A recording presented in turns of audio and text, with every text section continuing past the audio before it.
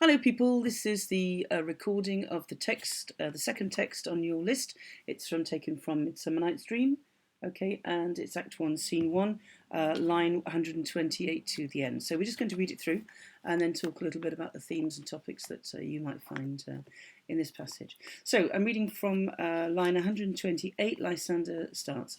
Lysander, how now, my love? Why is your cheek so pale? How chance these roses there do fade so fast?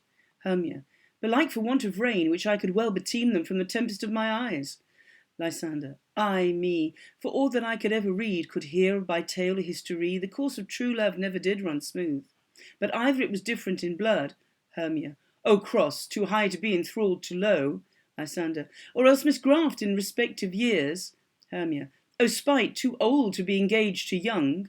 Lysander, or else it stood upon the choice of friends. Hermia, O hell, to choose love by another's eyes.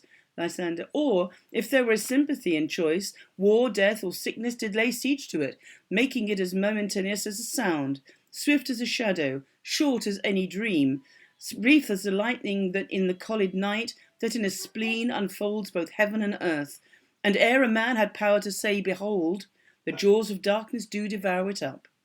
So quick, bright things come to confusion. Hermia, if then true lovers have ever been crossed, it stands as an edict in destiny, then let us teach our trial patience, because it is a customary cross, as due to love as thought and dreams and sighs, wishes and tears, poor fancy's followers. A good persuasion, Lysander, a good persuasion. Therefore hear me, Hermia. I have a widow aunt, a dowager, of great revenue, and she hath no child. From Athens is her house remote 7 leagues, and she respects me as her only son. There, gentle Hermia, may I marry thee, and to that place the sharp Athenian law cannot pursue us. If thou lovest me then, steal forth thy father's house tomorrow night, and in the wood, a league without the town, where I did meet thee once with Helena, to do observance to a morn of May, there will I stay for thee. Hermia, my good Lysander, I swear to thee by Cupid's strongest bow, by his best arrow with the golden head, by the simplicity of Venus's doves, by that which kniteth souls and prospers lovers, and by that fire which burned the Carthage queen, when the false Trojan under sail was seen, by all the vows that ever men have broke, in number more than ever women spoke. In that same place thou hast appointed me, tomorrow truly will I meet with thee. Lysander, keep promise, love. Look, here comes Helena. Enter Helena. Hermia, Godspeed, fair Helena. Whither away? Helena, call you me fair? That fair again unsay. Demetrius loves your fair. Oh, happy fair. Your eyes are lodestars, and your tongue's sweet air more tunable than lark to shepherd's ear. When wheat is green, when hawthorn buds appear, sickness is catching. Oh, where favours so, yours would I catch, fair Hermia, ere I go. My ear should catch your voice, my eye your eye, my tongue should catch your tongue's sweet melody. Were the world mine, Demetrius being baited, the rest I'd give to be to you translated. Oh, teach me how you look, and with what art you sway the motion of Demetrius' heart. Hermia, I frown upon him, yet he loves me still. Helena, oh, that your frowns would teach my smiles such skill. Hermia, I give him curses, yet he gives me love. Helena, oh, that my prayers could such affection move. Hermia, the more I hate, the more he follows me. Helena, the more I love, the more he hateth me. Hermia, his folly, Helena, is no fault of mine. Helena, none but your beauty. Would that fault were mine. Hermia, take comfort. He shall no more see my face. Lysander and myself will fly this place. Before the time I did Lysander see, seemed Athens then a paradise to me. Oh, then what graces in my love do dwell, that he hath turned a heaven unto a hell. Lysander, Helen, to you our minds we will enfold. Tomorrow night, when Phoebe doth behold her silver visage in the watery glass, decking with liquid pearl the bladed grass, at that time that lovers' flights doth still conceal, through Athen gates we have devised to steal. Hermia, and in the wood where often you and I upon faint primrose beds were wont to lie, emptying our bosoms of their counsel sweet, there my Lysander and myself shall meet, and thence from Athens turn away our eyes to seek new friends and stranger companies. Farewell, sweet playfellow. Pray thou for us, and good luck grant thee thy Demetrius. Keep word, Lysander. We must starve our sight from lovers' food till tomorrow deep midnight. Lysander. I will, my Hermia. Helena, adieu. As you on him, Demetrius dote on you. Helena. How happy some other son can be. Through Athens I am thought as fair as she. But what of that? Demetrius thinks not so. He will not know but all that he do know, and as he errs, doting on Hermia's eyes, so I, admiring of his qualities, things base and vile, holding no quantity, love can transpose to form and dignity. Love looks not with the eyes but with the mind, and therefore is winged Cupid painted blind.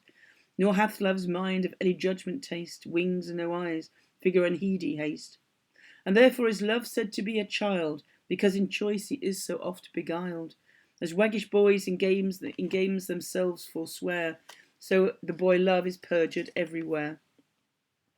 For ere Demetrius looked on Hermia's eyes, he hailed down oaths that he was only mine. And when his hail from some heat from Hermia felt, so he dissolved, and showers of oaths did melt. I will go tell him of fair Hermia's flight. Then to the wood will he tomorrow night pursue her. And for this intelligence, if I have thanks, it is a dear expense, that here in mean I to enrich my pain, to have his sight thither and back again. End of scene. Okay, so here we have the last bit to Act 1, Scene 1. The others have left the room, apart from Hermia and Lysander, and we learn of their plan to go to the wood, to the house of Lysander's aunt, who regards her as her only son. She's a rich widow, and being out of the woods, out of the town, they are no longer under the jurisdiction of the civil order upheld by Theseus, and so therefore they can do as much as they want, and certainly they are in the wood, which is outside the city limits, and there is a certain amount of freedom. So one of the big themes here is the difference between the town and the countryside, the relative safety, but also repression of the town, and the relative insecurity, but also freedom of the woods. Okay, the contrast between day and night. Obviously, things that happen in day do not necessarily happen during the night, and vice versa. And also the idea of love here, and the idea of rivalry between the two girls. The two girls have been best friends, and as you know, that when you're best friends with somebody, and either they or you form a partnership with somebody else, another girlfriend or another boyfriend, then things do not always go extremely well. So we have a break between the two girls here, who, well, Helena is very jealous of Hermia, of course, and expresses it. Hermia thinks back very fondly to their friendship, but Helena means to cause trouble, and trouble she will cause. So again, have another look through this passage and pick out the themes that you would like to exploit in your text commentary, because this is what we're aiming at. Okay, so look back at my website if you've forgotten how to do this. Look at tips for a text commentary. So organise your themes in a logical order. 3 main themes, which may obviously contain sub themes, and the idea of a problématique, which is basically a guideline of logic, a logical progression through the text commentary, and obviously annotate that with ideas, quotations, the emphasis on poetic language, which of course we have here.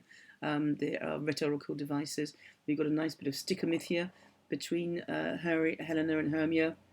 I frown upon him, yet he loves me still. Oh, that your frowns would teach my smiles such skill. Literally, they're replying to each other in verse. So this is what we call stickomythia.